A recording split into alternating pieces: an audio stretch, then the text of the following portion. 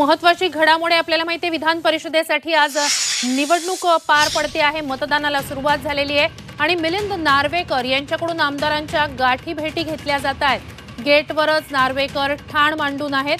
दृश्य आपण पाहणार आहोत। बावनकुळे चंद्रकांत पाटील यांची भेट नार्वेकरांनी घेतलेली आहे। मिलिंद नार्वेकर यांच्याकडून आमदारांच्या गाठी भेटी घेतल्या जात आहेत।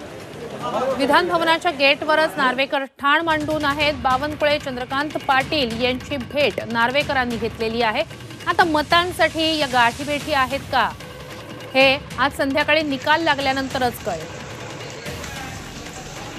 आपल्याला माहिती आहे, ठाकरे गटाचे उमेदवार आहेत विधान परिषद निवडणुकीतले मिलिंद नार्वेकर। सर्व पक्षांशी त्यांचे चांगले संबंध आहेत आणि ते सध्या विधान भवनाच्या गेटवरच ठाण मांडून आहेत। बावनकुळेंसोबतची ही त्यांची बातचीत आपण पाहतोय। विधान भवनाच्या पायऱ्यांवरच ठाण मांडून मिलिंद नार्वेकर आज आहेत।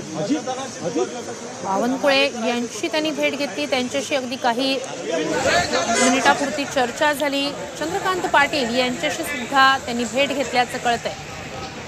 विधान भवनाच्या पायऱ्यांवरच मिलिंद नार्वेकर ठाण मांडून असल्याची ही दृश्य आपण पाहतोय।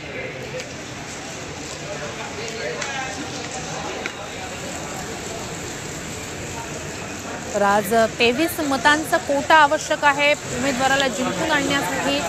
महायुती असेल किंवा मविया असेल, दोन्हीकडून मतांची जुळवाजुळव करण्यात आलेली आहे। विजयाचा विश्वासही व्यक्त करण्यात आलेला आहे। मात्र 12वा भिडू मैदानात आहे, 12वा उमेदवार मैदानात आहे 11 जागांसाठी।